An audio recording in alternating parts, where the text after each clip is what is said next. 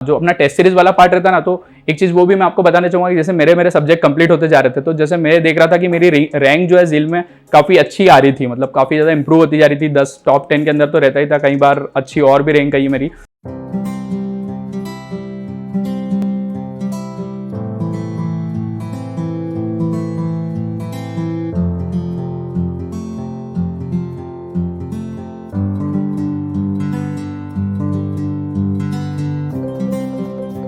Hello friends, my name is Ravindra Sindhia and currently I am pursuing MTech in Computer Science from Indian Statistical Institute, Kolkata. So आज आप लोगों के साथ मैं share करने वाला हूँ कि कैसे मैंने ISI के साथ साथ जो और भी 3 एग्जामिनेशन थी वो कैसे क्रैक की। Like I have also given the GATE, ISRO, NIELIT, other than ISI exam. So वो सब में मैं कैसे उन सब के लिए मैं कैसे प्रिपेयर किया, कैसे मैंने वो सारी एग्ज़ाम्स क्रैक की और कैसी मेरी जर्नी रही, कैसे मैं जील में आया, कैसे मैंने 1 by 1 सब्जेक्ट्स को कंप्लीट किया, कैसा मेरा टेस्ट में परफॉर्मेंस रहता था, कैसे अप्स एंड डाउन्स में मैंने अपने आप को हैंडल किया, वो आप लोगों से आज मैं शेयर करने वाला हूँ। तो स्टार्ट करता हूँ मैं उन दिनों से जब मैं सर के पास पहली बार आया था एडमिशन के लिए। तो उस टाइम पे ऐसा हुआ था कि लाइक मेरा फाइनेंशियल कंडीशन अच्छा नहीं था और मैं अपनी एक फ्रेंड थी अपने एक फ्रेंड से मदद लिया था कि यार थोड़ा कुछ मदद कर दे कि लाइक मैं थोड़ा सा अच्छी जगह पे जाके ज्वाइन कर लूँ। तो वैसा था कि सर मेरी उस टाइम पे बहुत मदद की है। सर ने मेरे को जील में एडमिशन दिया और मैं उसके लिए हमेशा ही उनको बहुत थैंक यू बोलता हूँ कि सर आप की वजह से मेरे को यहाँ पे एडमिशन मिला। फिर उसके बाद सर ने बहुत सपोर्ट किया कि नहीं अब तुम अच्छे से प्रिपेयर करो। तो वैसा हुआ था कि गेट 2020 के लिए जैसे मैं अपीयर होने वाला था, तो उस टाइम पे मैं फिर प्रिपरेशन स्टार्ट किया यहाँ पे।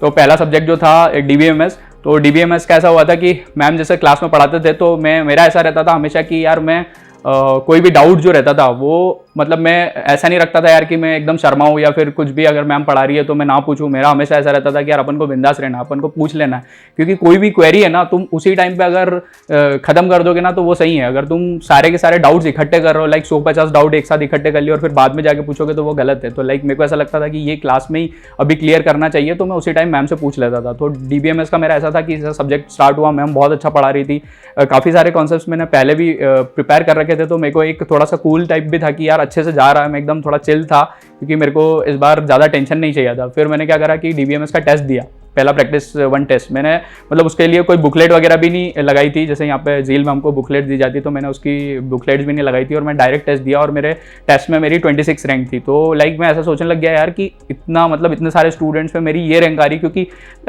जब मैं 2019 में भी जब मैं गेट का एग्जाम 2019 में भी दिया था और उस टाइम पे जब मैं जील का टेस्ट सीरीज ज्वाइन किया था तो लाइक मेरे को एक फियर था बहुत ज़्यादा गेट की जील की टेस्ट सीरीज से कि यार ये कैसे क्वेश्चन है, मतलब इनके क्वेश्चंस बहुत ज़्यादा टफ लगते थे मेरे को, क्योंकि वो क्वेश्चंस टफ नहीं होते हैं, वो एक्चुअली में आपसे बहुत ज़्यादा एफर्ट आपको लगवाते हैं, मतलब आपको पुश करते हैं, आपको एक स्टेप और पुश करते हैं ताकि आपका अगर कॉन्सेप्ट क्लैरिटी बहुत अच्छा है ना, अगर आप अच्छे से हैंडल किए हो, अच्छे से आप प्रैक्टिस किए हो तो आप वो क्वेश्चंस कर सकते हो। तो वो आपको इसीलिए ऐसे क्वेश्चंस बनाए जाते हैं, क्योंकि मैंने यहाँ पे देखा है कि फैकल्टीज जो है वो क्वेश्चंस को प्रिपेयर करने के लिए काफ़ी ज़्यादा मेहनत करते थे, लाइक आशीष सर, बसंत सर, तो वो इसीलिए ऐसे क्वेश्चंस बनाते हैं ताकि आपको गेट में आपको एग्जाम थोड़ा सा ईजी लगने लगे।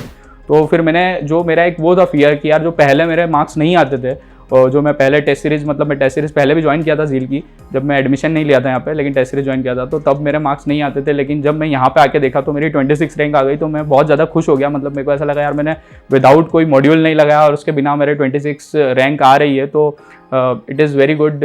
तो मेरे को ऐसा लगा कि यार अब मैं क्या करता हूँ, अब मैं अच्छे से प्रिपेयर, मतलब अब मैं पूरा प्रैक्टिस वगैरह भी करता हूँ और एक स्ट्रैटेजी अच्छे से बना लेता हूँ इस बार कि लाइक कोई जो मतलब गलती है वो ना मैं करूँ। तो स्ट्रैटेजी के लिए आप लोगों को भी मैं ये बोलूँगा, और जैसे मैंने आपको पहले भी बताया कि स्ट्रैटेजी आप किसी और की कॉपी मत कीजिए। आप सही है, आप टॉपर्स का इंटरव्यू देखिए, सब देखिए, लेकिन आपको पता है कि आपकी स्ट्रेंथ और आपकी वीकनेस क्या है, ठीक है ना, मतलब आपको पता है कि आपको क्या दिक्कत है, तो वो आप ही पता कर सकते हो कि आपको उसको कैसे सॉल्व करना है। तो मैंने अपनी एक स्ट्रैटेजी बना ली कि यार अपने को सब्जेक्ट प्रिपेयर करना है, फिर अपन को सबसे पहले प्रीवियस ईयर क्वेश्चंस लगाना है, फिर उसके बाद अपन को यहाँ का एक मॉड्यूल जो है वो लगाना है। जैसे यहाँ पे बच्चे 3-3 मॉड्यूल करते थे, लेकिन मैं वो सब नहीं करता था। मेरे को लगा कि मेरे को एक मॉड्यूल सफिशिएंट है, मैं एक मॉड्यूल करता हूँ।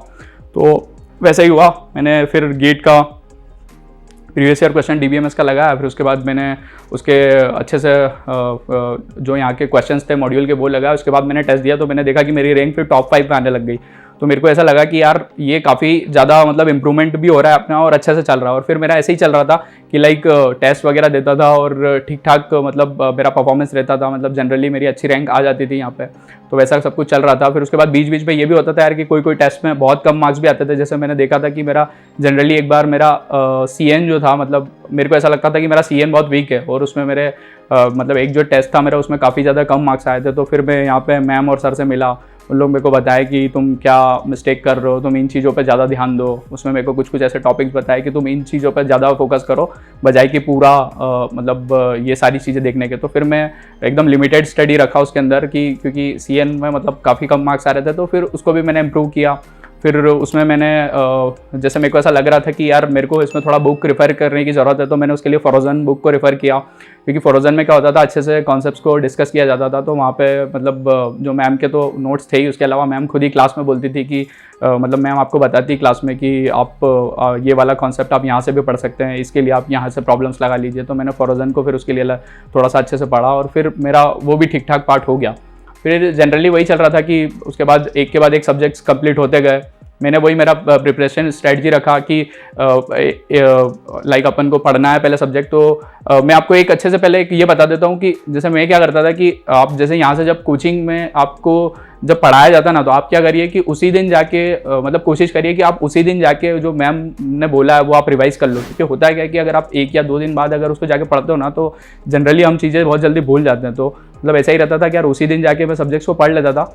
फिर उसके बाद अगला ये रखता था मैं कि जो आज एक रिवीजन करा उसके बाद 7 दिन बाद एक बार और यही सब्जेक्ट को या यही टॉपिक को अपन को पर्टिकुलरली पढ़ना है। फिर उसके बाद 21 दिन बाद उसको वापस मैं रिवाइज करता था। उसके लिए मैंने क्या करा था, एक डायरी मेंटेन कर ली थी। और ये भी आपका अपना है, मतलब मैं ये नहीं बोलता कि जो मैं कर रहा हूँ वो करो, मैं अपना बता रहा हूँ कि मैंने क्या करा था उसके लिए, कि मैं एक डायरी मेंटेन करता था। फिर डायरी में मैं क्या करता था कि लिख लेता था कि आज ये अपन ने टॉपिक करा है तो अपन को इसका रिवीजन इतने दिन बाद, मतलब ऐसा अप्रॉक्सीमेटली, ऐसा भी नहीं कि यार ये डेडलाइन पे लिखा तो इस पे ही करना है, ऐसा भी नहीं, तो फिर आप डीमोटिवेट हो जाओगे कि यार मेरे से हुआ नहीं ऐसा वैसा। तो आप लिख लो कि हाँ इसके आसपास मैं इसको रिवाइज कर लूँगा, उसके बाद मैं सेकंड थर्ड रिवीजन इतनी डेट के बाद कर लूँगा। तो ये एक सही तरीका होता है कि आप रिवीजन को प्रॉपरली कर लीजिए। क्योंकि अगर आपने रिवीजन नहीं कराना और अगर आप 1 महीने बाद अगर मान लो आपने आज बस सब्जेक्ट का जाके टॉपिक पढ़ लिया, आपका सब्जेक्ट खत्म हो गया, आप रिवाइज नहीं करें, केवल क्लास में आके पढ़ रहे हो, और फिर अगर आप 1 महीने बाद उसका रिवाइज करोगे ना, तो फिर आप सब्जेक्ट का रिवीजन नहीं कर रहे होंगे, फिर आप उसको वापस से पढ़ रहे होंगे, तो वो सब्जेक्ट आपके लिए कंप्लीटली फिर लॉस्ट हो जाएगा। तो इसीलिए रिवीजन को आप प्रॉपर्ली शेड्यूल करके रखना। फिर उसके बाद आप जो प्रॉब्लम प्रैक्टिस वाला जो पार्ट है ना, वो भी आपको उसके साथ साथ में ही करना चाहिए। लाइक मेरा जैसे जैसे सब्जेक्ट कंप्लीट होते जा रहे थे, तो मैं ऐसा करता था कि जैसे अपना उसी दिन जाके रिवाइज करा और उसके बाद अपना जो प्रैक्टिस वाला पार्ट है वो भी अपन ने कुछ कुछ प्रैक्टिस कर ली उसकी प्रॉब्लम्स। लाइक अब जो मॉड्यूल जो आपको मिलता है उससे आप कुछ प्रैक्टिस कर लीजिए प्रॉब्लम, ताकि ऐसा होता है कि कॉन्सेप्ट की क्लैरिटी आपकी फिर बहुत अच्छे से हो जाती है कि यार अपन उसका एक बार पूरा सॉल्व कर लिया ना, तो अपन को पता चल जाता है कि हाँ ये वाला पार्ट अपना सही है, ये वाला पार्ट अपना वीक है। और मैं क्या करता था कि स्टार मार्क भी कर लेता था, लाइक कि ये वाला क्वेश्चन थोड़ा सही लगा यार, तो इसको अपन बाद में भी देख सकते हैं, एक रिपीट राउंड जब अपन बाद में लेंगे कभी रिवाइज का, तो मतलब जब भी अपन दिसंबर वगैरह में वापस देखेंगे तो एक एक बार ये क्वेश्चन देख लेंगे। तो जो भी इंपॉर्टेंट रहता था वो मैं वहीं बुक मार्क कर लेता था। फिर उसके बाद और एक ये पार्ट रहता था कि जो अपना टेस्ट सीरीज वाला पार्ट रहता ना, तो एक चीज़ वो भी मैं आपको बताना चाहूँगा कि जैसे मेरे सब्जेक्ट कंप्लीट होते जा रहे थे, तो जैसे मैं देख रहा था कि मेरी रैंक जो है जिल में काफ़ी अच्छी आ रही थी, मतलब काफ़ी ज़्यादा इंप्रूव होती जा रही थी। 10 टॉप 10 के अंदर तो रहता ही था, कई बार अच्छी और भी रैंक आई मेरी। तो मैंने ये देखा था कि क्यों मेरी रैंक इंप्रूव हो रही थी उसका, और लास्ट टाइम मेरी क्यों अच्छी रैंक नहीं आ रही थी टेस्ट में, वो मैंने ये देखा कि एक चीज़ जो मैं गलती कर रहा था पहले, जो मैं इस बार नहीं कर रहा था, वो ये था कि मैं इस बार है ना एक प्रॉपर स्ट्रेटजी के साथ था कि लाइक मेरे को सब्जेक्ट पढ़ना है, उसका रिवीजन करना है, उसका टेस्ट देना है, और टेस्ट के बाद भी आपको ये नहीं करना है कि जैसे आपने जो टॉपिक टेस्ट दिया उसके बाद आप उसको क्वेश्चन कर लिए, आपने देख लिया इतने सही हुए और आप उसको फिर फेंक दिए। ये नहीं करना है, आपको ये करना है कि जब आपने क्वेश्चन सॉल्व कर लिए, आप फिर ये देखिए कि आपके कौन कौन से क्वेश्चन नहीं बने, आप उसके ऊपर थोड़ा थिंक करिए कि आप क्यों वो प्रॉब्लम्स नहीं बना पाए। मतलब अपने आप से ही क्वेश्चंस पूछना है वापस से, मतलब ये एक सबसे सही तरीका होता है कि आप जब भी क्वेश्चंस कर रहे हो, आपको नहीं आ रहा है ना प्रॉब्लम, तो आप पहले अपने आप से पूछिए कि आप यहाँ पे क्या गलती करे थे, आपको वो कॉन्सेप्ट आता था या नहीं आता था, आप सिली मिस्टेक किए क्या नहीं किए। तो वो एक मैं ऐसा फॉलो करता था कि मैं उस चीज़ को थोड़ा सा देखता था और फिर अपने आप से बोलता था कि नहीं यार ये मिस्टेक अगली बार से नहीं करनी है। लाइक जो भी आपकी मिस्टेक्स है ना, आप उनको अच्छे से एनालाइज करिए, क्योंकि वही आपका काम आएगा। क्योंकि टॉपिक टेस्ट जो होते हैं ना, वो सीखने के लिए होते हैं। टॉपिक टेस्ट और सब्जेक्ट टेस्ट जो होते हैं वो सीखने के लिए होते हैं। आप उनके अंदर ये देखिए कि आप क्या मिस्टेक कर रहे हैं, कौन सा टॉपिक आपका वीक है, किस पार्ट में आपको इंप्रूव करने की ज़रूरत है। लेकिन आप जो मॉक देंगे ना, वहाँ पे क्या होता है ना कि वहाँ पे आप टॉपिक्स नहीं सीख रहे हैं, वहाँ पे आपको स्कोर करना इंपॉर्टेंट है। फिर वहाँ पे स्कोर करेंगे आप, तो उससे आपको पता चलेगा कि आप कहाँ लाइक कर रहे हो। तो मैं वैसे ही करता था कि टॉपिक टेस्ट में ये देखता था कि कहाँ कहाँ कॉन्सेप्ट्स में दिक्कत आ रही है। तो उसके लिए मैंने एक गूगल एक्सेल शीट थी जो उसमें मैं उसमें लिख लेता था कि यार ये टॉपिक्स है, इस टॉपिक में मेरे को वीक मतलब दिक्कत आ रहा है। तो पहले मैं खुद से कोशिश करता था कि मैं पहले खुद से सीखूं, मतलब पूरा एफर्ट मैं खुद से देता था। ऐसा नहीं कि डायरेक्ट जाके डाउट पूछ लिया कि नहीं आया तो जाके पूछ लिया, ये नहीं करना है। तो पहले खुद से देखता था, उसके बाद नहीं आया तो मेरा फ्रेंड सर्कल था, जो मेरे कुछ फ्रेंड्स है अभी ISC में, उन लोगों से मैं डिस्कस करता था। तो हम लोग ऐसा करते थे कि मैं हमेशा ही एक टेस्ट के बाद मैं डिस्कस करता था। लाइक करण से मैं हमेशा डिस्कस करता था, जो कि अभी ISC में। तो हरिओम से भी मेरा कभी कभी डिस्कशन हो जाता था। तो इन लोगों से मैं डिस्कस कर लेता था और फिर मैं पता कर लेता था कि यार ये लोग क्या सोच रहे हैं इस प्रॉब्लम के बारे में, मैं क्या सोच रहा हूँ। या फिर उन लोगों को अगर कुछ ऐसा लगता था कि यार इसमें प्रॉब्लम्स है इस क्वेश्चन में, तो वो लोग ऐसे उससे डिस्कस कर लेते थे। तो लाइक एक ये हेल्दी डिस्कशन हमारे बीच में होता था। तो वो एक जो फ्रेंड्स के बीच में डिस्कशन होता है यार, वो एक मतलब बहुत अच्छा पार्ट होता है जो कि हम लोग करते थे। फिर उसके बाद और भी कुछ प्रॉब्लम्स आती थी तो मैम से आके डिस्कस कर लेते थे। तो ये रहता था कि यार एक सब्जेक्ट जो है वो उसको मतलब इस तरीके से नहीं करना है कि यार अपन उसको बिल्कुल ऐसा पढ़ के केवल छोड़ दिए। मतलब आप ये देख रहे हो कि मैं कैसा एक प्रोसीजर फॉलो कर रहा हूँ कि मतलब टेस्ट दिया, फिर उसके बाद रिवाइज भी कर रहे हैं, क्वेश्चंस भी लगा रहे हैं। तो ये एक प्रॉपर तरीका होता है किसी सब्जेक्ट को पढ़ने का। लाइक आप उसको ये नहीं करना है कि कोई भी डाउट आए तो आपने उसको छोड़ दिया और आप एट मंथ के लास्ट में जो सब्जेक्ट खत्म हो गया तो आप पूरे के पूरे डाउट्स उठा के चले गए फिर से पूछने के लिए। वो एक गलत तरीका है। तो एक सही तरीका मैं यही बोलूँगा मेरे हिसाब से कि आप उसी टाइम पर डाउट डिस्कस कर लीजिए। जो भी आप पहले वो एफर्ट दीजिए फिर डाउट डिस्कस कर लीजिए, तो वो ज़्यादा सही तरीका। फिर उसके बाद जैसे ये सब्जेक्ट चल रहे थे, फिर उसके बाद जैसे जनरली एक जो डर रहता है सीओ सब्जेक्ट में जैसे लोगों को थोड़ा सा डर रहता है। तो उसके अंदर ऐसा मतलब मैं ऐसा किया था कि लाइक मैम जो थे उनके अच्छे से जो नोट्स वगैरह थे वो मैंने बनाए थे और उसके बाद उनका प्रॉब्लम्स में प्रैक्टिस किया था। तो मेरा भी ऐसा हो रहा था कि मेरे भी सीओ में थोड़े से कम मार्क्स आ रहे थे। तो उसके लिए भी मैं यही बोलूँगा कि पहले उस सब्जेक्ट्स में क्या है ना कि आपको कॉन्सेप्ट का क्लैरिटी बहुत अच्छे से होना चाहिए। मतलब अगर आप कुछ भी उसमें गलत सीख लेंगे ना तो आपको सही आप आंसर ला नहीं पाओगे। तो इसीलिए मैं बोलूँगा कि आप नोट्स को बहुत अच्छे से रिवाइज करना उस सब्जेक्ट के लिए। और अगर आपको फिर भी दिक्कत आता है ना तो आप आके एक बार यहाँ पे आके डिस्कस कर लीजिए, मतलब मैम से और जो आशीष सर है उनसे। तो ये आपको बताएंगे कि आप कहाँ गलती कर रहे हो। ठीक है, मतलब ऐसा मतलब उस सब्जेक्ट में मतलब ऐसा नहीं करना चाहिए कि यार हम बस पढ़ लिए और फिर हम बाद में सब कुछ छोड़ देते हैं अभी। तो वो चीज़ एक बहुत गलत है, क्योंकि सीओ थोड़ा सा जनरली मतलब मेरे को ऐसा लगता था कि थोड़ा सा सीओ टफ होता है दूसरे सब्जेक्ट के कंपैरिजन में। तो इसलिए उस पर मतलब मैं ऐसा करता था कि उसके प्रीवियस ईयर क्वेश्चन करे और फिर देखता था कि कहाँ मतलब मैं अगर प्रीवियस ईयर क्वेश्चन गलत हो रहे हैं तो क्यों गलत हो रहे हैं, कौन सा कॉन्सेप्ट मेरा वीक हो रहा है, तो वो आके फिर मैं डिस्कस कर लेता था। और उसके लिए आप ऑनलाइन भी जगहें हैं, आप ऑनलाइन भी जाके देख सकते हैं।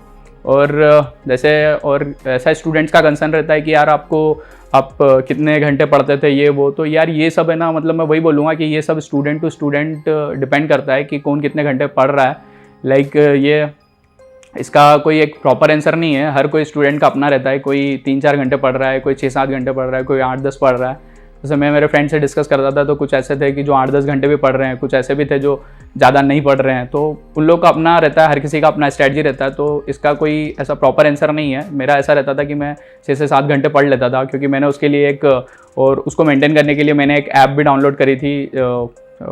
मैं उसका नाम भूल गया हूँ, अगर मुझे याद आएगा तो मैं आपको बताऊंगा। तो उसमें ऐसा रहता था कि मेरे को मतलब क्योंकि मेरे को ऐसा रहता था कि मेरे को ऐसा देखना रहता था कि यार मैं आज क्योंकि मैं ना बहुत जल्दी हो जाता था। मतलब मेरे को बहुत सारी चीज़ों का शौक है कि लाइक मैं ड्राइंग भी बना रहा हूँ, मेरे को गिटार भी बजाने का शौक है। तो मैं दूसरी चीज़ें करने लग जाता था, तो मेरे को पता नहीं चलता था मेरा टाइम कहाँ चले गया। तो इसलिए मैं क्या करता था कि उस ऐप में देखता था कि मैं आज कितने घंटे मेरे कंप्लीट कर लिया हूँ, या फिर मैं एक टॉपिक डिसाइड कर लेता था कि यार ये टॉपिक करना है, इसका क्वेश्चन करना है, तो ये इतनी देर में हो जाना चाहिए। तो मेरा वैसा ही रहता था। तो ये सब अपना स्ट्रेंथ और अपनी वीकनेस के हिसाब से आप डिसाइड कर लीजिए कि आपको कितना घंटे की ज़रूरत है। इसका कोई प्रॉपर आंसर नहीं है। उसके बाद एक नोट्स मेकिंग का मैं हमेशा मतलब थोड़ा सा वो डालता हूँ कि यार नोट प्रॉपरली अपने खुद के बनाइएगा स्टार्टिंग से लास्ट तक, वही आपको हेल्प करने वाले हैं। मतलब कभी भी अपने दूसरों के नोट्स आप ये देख सकते हैं कि हाँ वो क्या कर रहा है, लेकिन आपको उतना शायद अच्छे से समझ नहीं आएगा, क्योंकि आपने क्या लिखा है ना वो आपको अच्छे से समझ में आएगा। तो क्योंकि वो आपका ब्रेन अच्छे से जानता है कि आपने उस टाइम पे क्या सोच के ये चीज़ लिखी थी। तो इसलिए नोट्स मेकिंग में हमेशा यही बोलता हूँ कि आप खुद के बनाइए। तो ये रहता था मेरा। फिर उसके बाद और इस टाइप से है कि टेस्ट वगैरह जैसे चल रहा था, फिर उसके बाद टॉपिक टेस्ट जैसे मैंने सारे ऐसे ही किए थे कि जो मैं तरीका जो बता रहा था DBMS में, उसी तरीके से मैं सारे सब्जेक्ट प्रिपेयर करता गया। वैसे मेरे टॉपिक टेस्ट भी सारे खत्म होते गए, मेरा उसमें भी सही हो रहा था। फिर उसके बाद राउंड टेस्ट जो होते हैं उसके अंदर मैं यही बोलूँगा कि थोड़ा सा बच्चों को टफ लगते हैं वो, लेकिन उसमें भी इतना प्रॉब्लम नहीं है, वो भी आप अच्छे से हैंडल कीजिए। क्या मिस्टेक्स हो रही है आप उसके अंदर एनालाइज कीजिए कि आप कहाँ वीक कर रहे हैं, तो उसके बाद आपका वो भी हो जाएगा। फिर उसके बाद आप जैसे आप मॉक्स वगैरह देते हैं, तो आप मॉक्स वगैरह में भी ये देख लीजिए कि मतलब ये भी आपका स्टूडेंट्स का कंसर्न रहता है कि यार कितने मॉक्स देना चाहिए। तो मैं ये बोलूँगा कि ये भी आप अपने हिसाब से देखिए कि आप प्रीवियस ईयर क्वेश्चंस अच्छे से कर पा रहे हैं क्या। मतलब आप प्रीवियस ईयर का कोई एक मॉक उठा के देख लीजिए, उसमें आप देखिए आप कितना टाइम लिया, मतलब 4-5 ऐसे मॉक प्रीवियस ईयर के देख लीजिए, आप उसमें देख लीजिए आपके कितने टाइम में कर पा रहे हैं, उसके हिसाब से आप डिसाइड कर लीजिए कि आपको कितने मॉक टेस्ट देने की ज़रूरत है। तो ये रहा था यार स्टार्टिंग से लास्ट तक, वैसे ही मतलब और बाकी आप और भी मतलब लोगों के देख सकते हैं इसमें वीडियोस, और भी झील से जो टॉपर्स हैं उन लोगों ने डाले हैं, तो उन लोग का भी सही से बताया, और जनरली सभी का वही रहता है और मेरा भी वही रहा था। उसके बाद जैसे गेट का एग्ज़ाम हो गया मेरा, गेट का अच्छा गया। फिर उसके बाद जैसे कि ISI का आया, तो ISI के लिए भी ऐसा था कि मैं एक वीडियो में आपसे डिस्कस किया हूँ कि लाइक प्रिपरेशन पार्ट के लिए मैं क्या क्या किया था, तो वही था मेरा। टेक्निकल के लिए मैं ज़्यादा मतलब कंप्यूटर साइंस के लिए ज़्यादा उतना किया नहीं था, मैं मेनली मैथमेटिक्स पार्ट के लिए ही किया था। फिर उसके बाद जैसे इसरो का जो था एग्ज़ाम मेरा वो भोपाल था, तो इसरो के लिए मैं आपको ये बोलूँगा यार कि आप ये कर सकते हैं कि आप सबसे पहले उसके प्रीवियस ईयर क्वेश्चंस उठा के देख लीजिए। प्रीवियस ईयर क्वेश्चंस में ये देखिए कि आपका मतलब प्रीवियस ईयर का एक बार कट ऑफ भी देख लीजिए कि क्या क्या रहा है। जैसे कि जनरली 120 वगैरह जाता था उसका कट ऑफ, तो अगर आप उसके ऊपर ला रहे हैं ना, मतलब अगर आप 140 तक कुछ टच कर पा रहे हैं तो मतलब आपको सही है, मतलब आपको और कुछ अलग से प्रिपेयर करने की ज़रूरत नहीं है, आपका गेट का प्रिपरेशन इनफ है। तो मैं यही किया था यार, उसके पेपर जाके देख लिया था और मैंने देखा था जनरली मेरे 130-140 मार्क्स आ रहे थे, तो मैंने उसके लिए कोई अलग से प्रिपरेशन नहीं किया था। लेकिन उसमें कुछ सब्जेक्ट्स अलग से होते हैं, अगर आपको ऐसा लगता है कि आपको वो प्रिपेयर करना चाहिए, अगर आपके पास इनफ टाइम है तो आप वो सब्जेक्ट भी प्रिपेयर कर सकते हैं अलग से। और फिर वैसा ही नाइलेट के लिए भी वही किया था कि यार प्रीवियस ईयर क्वेश्चन जो होते हैं वो मैं देख लिया था और मैं उनको ही सॉल्व करके देख लिया था कि वो हो रहे हैं क्या मुझसे, और अगर वो हो रहे हैं तो लाइक आई वाज कूल कि हाँ ये मैं पेपर हैंडल कर सकता हूँ। और इसीलिए यही एक जर्नी रही थी कि मैं मतलब सारी चीज़ें जो फॉलो किया कि जहाँ जहाँ जिस सब्जेक्ट के लिए स्टैंडर्ड बुक्स लगी, जैसे DBMS के लिए मैंने नवाथे और कॉर्थ बहुत अच्छे से फॉलो की थी। लाइक मैं उसमें हाईलाइट भी कर लेता था चीज़ें कि क्या क्या चीज़ें नहीं आ रही है मुझे। और CN के लिए फॉरोजन, COA के लिए मैं कोई बुक, COA डिजिटल, इनके लिए कोई बुक फॉलो नहीं किया था मैं। डिस्क्रीट मैथमेटिक्स के लिए केनेथ रोजन फॉलो की थी। एल्गोरिदम्स के लिए CLRS से कुछ चीज़ें देख लेता था जहाँ पे मेरे को ऐसा लगता था कि कुछ ज़रूरत है मेरे को। और डेटा स्ट्रक्चर, C प्रोग्रामिंग के लिए ऐसी कोई बुक फॉलो नहीं किया था मैं। टॉक के लिए भी कोई बुक फॉलो नहीं किया था मैं। और हाँ, तो यही था, it's all about my preparation part. और इसी तरीके से मैंने ये सारी एग्ज़ाम्स क्रैक की।